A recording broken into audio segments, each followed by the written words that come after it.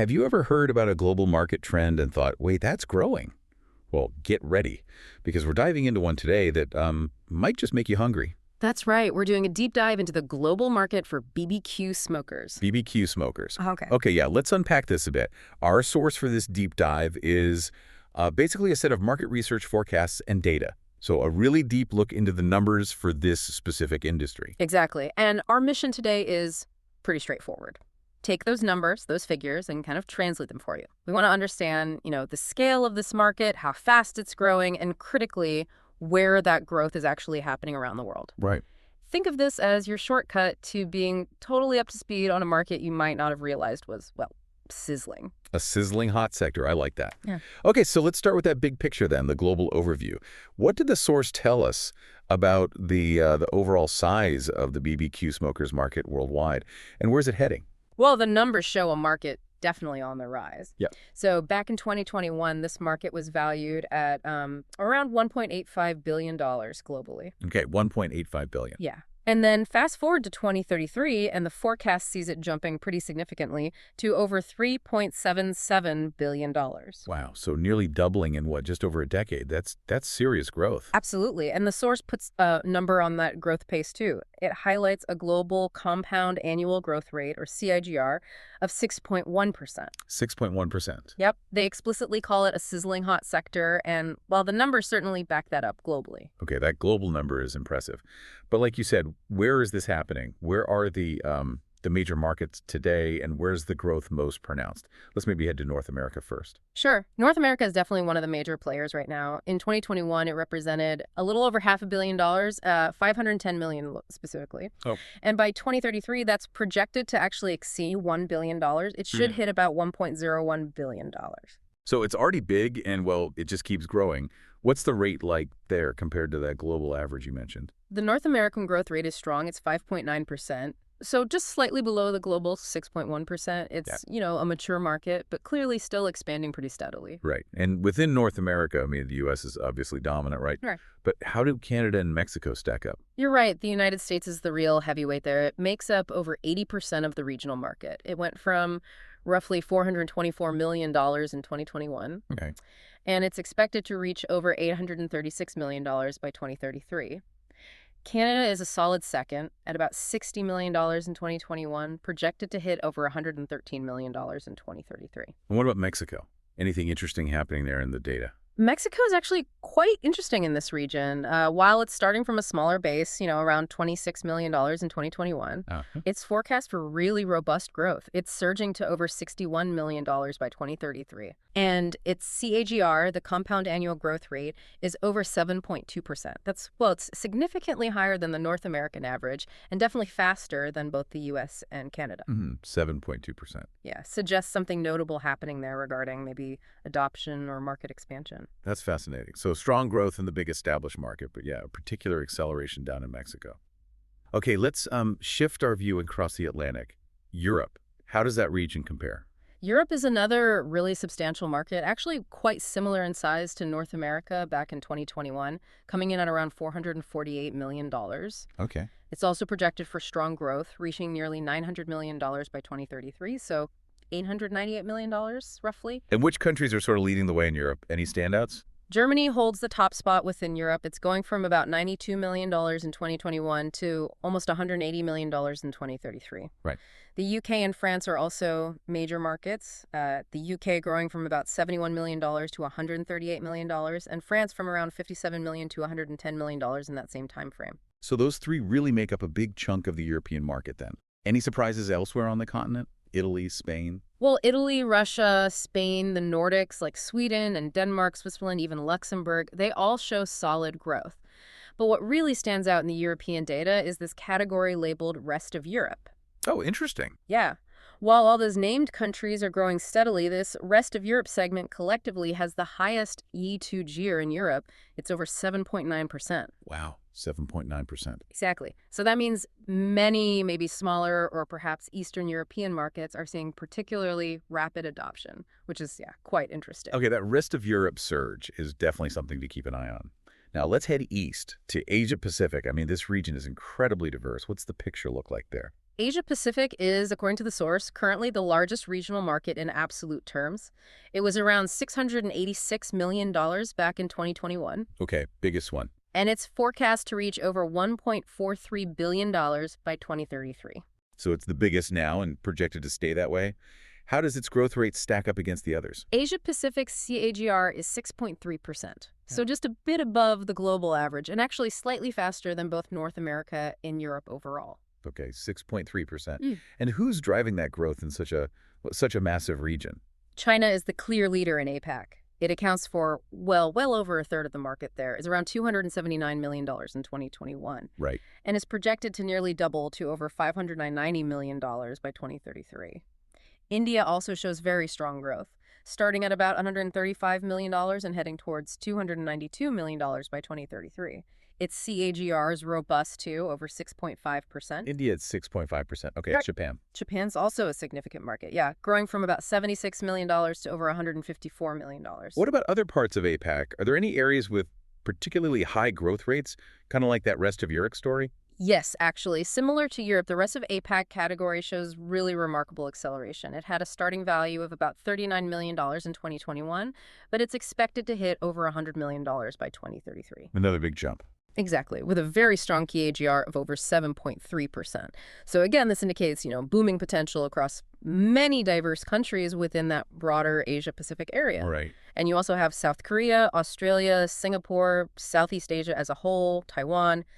They all contribute to the regional growth, too, all showing steady increases. Fascinating to see that strong surge in the rest of categories in both Europe and APAC. Yeah. It really does highlight growth beyond maybe the usual suspects. Right. Okay, what about South America? South America is a smaller market compared to the others we've discussed. It started at about $80 million in 2021, Okay. but it's also on a growth trajectory, expected to reach around $143 million, maybe $144 million by 2033. And which countries are the key players down there? Brazil, I imagine. Brazil is the largest market in the region, yes. Starting at roughly $35 million and projected to grow to about $64 million. Argentina follows that, increasing from about $14 million to $24 million. Okay. Then you have countries like Colombia, Peru, and Chile also contributing, all showing steady growth over the forecast period. Okay.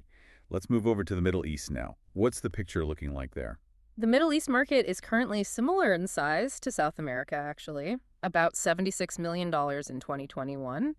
However, its projected growth is quite strong. It's expected to reach over $181 million by 2033. That's a pretty significant jump from 76 million. What's driving that? Well, the regional AGR for the Middle East is nearly 7%, 6.985% to be precise, which is one of the highest regional growth rates we've seen so far. Almost 7%. Wow. Yeah.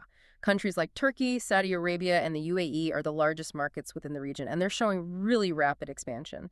Turkey goes from about $18 million to over $43 million, Saudi Arabia from nearly $15 million to over $36 million, and the UAE from about $13.8 million up to $34 million between 2021 and 2033. Thank you.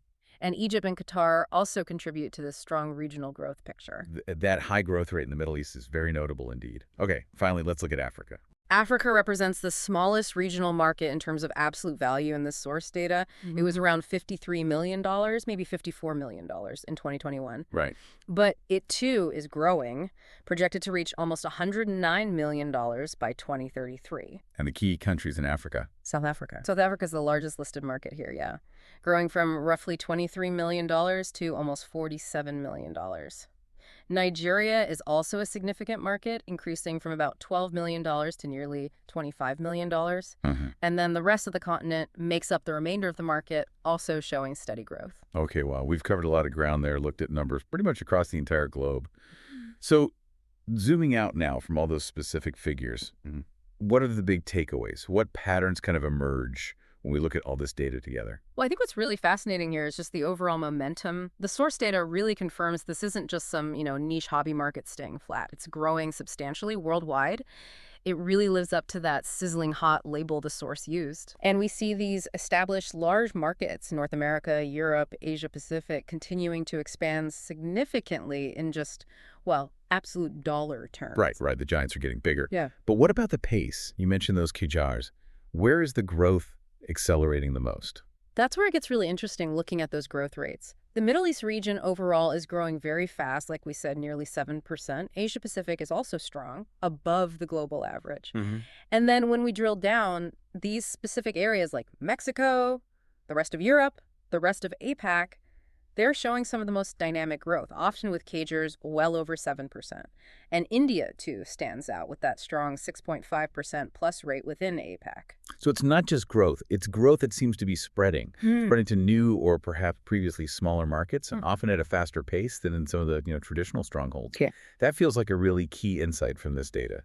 Exactly. This data suggests that the interest in BBQ smokers, and maybe the lifestyle associated with them, is genuinely expanding geographically. It gives us a kind of snapshot of how consumer interests and maybe spending on leisure and home goods are evolving across very different parts of the world. Absolutely. So the main takeaway from this deep dive into the market forecasts seems pretty clear. The BBQ smokers market is experiencing really robust, significant growth globally. But with these interesting variations in where and how fast that growth is happening, according to this market data anyway. It's definitely a dynamic picture. You see both that steady expansion in the established areas and these faster surges, you could say, in emerging regions. So thinking about that, given the really diverse geographical spread of this growth we've just walked through in the data, I mean, from North America, Europe, Asia Pacific, the Middle East, what does this market data suggest maybe about changing leisure habits or perhaps aspirational consumer spending in these different parts of the world? All right, let's dive in. We're looking at a really interesting source today. It's an analysis from Cognitive Market Research all about the BBQ smokers market. That's right. And it's pretty detailed. It gets into what's really pushing this market forward, what's kind of holding it back, and the new trends shaping things. They call it a sizzling world. Sizzling world, I like that. So, our goal here, using just this research, is to unpack all of that for you. We want to pull out the key drivers, the main challenges, and what the future might look like for smokers. Exactly. Let's fire up this conversation, as they say, and really dig into what the analysis found. Okay, so where does the momentum start, according to this report? What are the big drivers making this market grow? Well, the analysis points to a couple of really significant things. First off, it's just the massive ongoing popularity of outdoor cooking. The whole grilling culture. Yeah, you see it everywhere. Backyard get-togethers, people cooking more at home, especially outdoors. It feels like a big lifestyle thing. Definitely. The report mentions that specifically, like stay-at-home cooking adventures, just loving outdoor leisure time. And it notes this is especially strong in, say, North America and parts of Europe. Right. And that culture naturally leads people beyond basic grilling, doesn't it? Towards appreciating those slower, smokier flavors. Absolutely. People start wanting that deep, authentic smoke taste. Yeah. So often they'll end up with a dedicated smoker, maybe even alongside their regular grill. Which brings us to the second driver the source mentions, this interest in, culinary experimentation. Spot on. A growing desire for richer, more genuine food experiences. People want to create unique flavors themselves, and smokers are perfect for that. And this isn't happening in a vacuum, right? The report mentions influences. Oh, big time. It gets a huge boost from cooking shows, food blogs, social media is massive. You see all these incredible regional BBQ styles showcased. Like they mentioned Texas style, Memphis, even Korean BBQ techniques being adapted. Yes, exactly. Seeing that kind of thing really inspires home cooks. It makes them think, okay, I could actually do that. I want to try smoking myself. So you've got the outdoor culture push, the personal food adventure pull. What's the third main driver the analysis flags? That would be e-commerce, specifically the expansion of online retail combined with a pretty strong DIY culture. Ah, okay. Making them easier to actually buy. Precisely. It's way easier now to go online, research different smokers, compare features. The report mentions things like detailed comparisons, tons of user reviews, accessory bundles. Right. Takes away some of the guesswork or intimidation you might feel in a store. Totally. And then the analysis links this to that DIY boom, people investing in home improvement, especially since the pandemic. Yeah, I can see that. Adding a smoker fits right into upgrading your backyard or patio space. So that online access plus the DIY trend means the market can just reach a much wider audience now. Makes sense. Easier to find, easier to buy, fits with home projects. Okay, so that covers the growth side. But the report also talks about challenges, right? The restraints. Yeah, no markets without its friction points. Yeah. And the first one highlighted is pretty straightforward. the cost and the maintenance involved, especially with the more premium models. Right. We're not just talking about a basic kettle grill here. Ugh. Some of these smokers, the really good ones, are a serious chunk of change. Exactly. The analysis points to sophisticated electric ones, pellet smokers, offset smokers, especially if they have smart features, Wi-Fi, multiple cooking levels. The initial cost can be, well, high. And it doesn't stop there, does it? There's ongoing cost. You've got fuel pellets, charcoal, wood, plus maintenance, maybe replacement parts down the line. It adds up. Okay, so that definitely could put off people who are maybe more budget conscious or perhaps only occasional grillers. What's the next restraint mentioned? The second one is about the learning curve, the operational complexity. Smoking isn't always super simple. I imagine some types, like maybe the traditional charcoal or offset smokers, they take some real skill to manage properly. They really do. The report specifically calls out challenges like managing the heat consistently, controlling airflow, getting the timing right over, potentially many hours. Yeah, that sounds like a commitment. It can be. And that complexity can be a barrier for newcomers or just people who prefer something more automated, the set it and forget it type cook. If you're not ready to dedicate the time to learn, it could seem daunting. Okay, and the third restraint, this one feels very practical. It is. It's about space limitations. Basically, the challenges of urban living. Right. Not everyone has a huge backyard. Exactly. If you live in an apartment, maybe a condo, or even a house with just a small patio, finding space for a smoker can be tough. And it's not just the physical footprint, is it? The report mentions other urban issues. Yeah, things like fire safety rules, which can be stricter in cities, plus concerns about smoke, bothering neighbors, the whole shared space aspect. All those things together could really limit the market in big cities, even if people are interested and have the budget. So you've got cost, complexity, and space acting as the main brakes on growth, according to this analysis. It's a good picture of the hurdles. But despite those, the market is evolving. So where is it heading? What are the key trends the report sees? This is where it gets really interesting, especially with technology. The first big trend highlighted is a rise of smart smokers, Wi-Fi enabled ones. Tackling that complexity issue head on. Pretty much. The trend is towards units you can control digitally, often connect to your phone through Wi-Fi or Bluetooth. So you can monitor things remotely. Yeah, check temperatures, adjust settings, maybe get alerts when it's done, all from an app. Wow, okay. That dramatically lowers the barrier for people who want great results but maybe don't want to babysit the smoker all day. Huge appeal for tech-savvy folks. It really is. It merges that traditional craft with modern convenience and kind of related to that ease of use idea. The second trend is a growing preference for pellet and electric smokers. Over the traditional charcoal or wood types. Well, the analysis suggests that for a big part of the market, yes. Now, traditional smokers definitely have their loyal following, but pellet and electric models offer some clear advantages that are winning people over. Like what specifically? Things like ease of use, often just push-button start, consistent performance, cleaner fuel sources in some cases, and much better temperature control with less fiddling around. So they're just generally less work. Generally, yes, which makes them incredibly appealing to newcomers, people who might have been put off by the perceived difficulty of traditional smoking. It's more of that set it and forget it appeal again. Lowers the barrier to entry significantly. Okay, and the final trend the report mentions.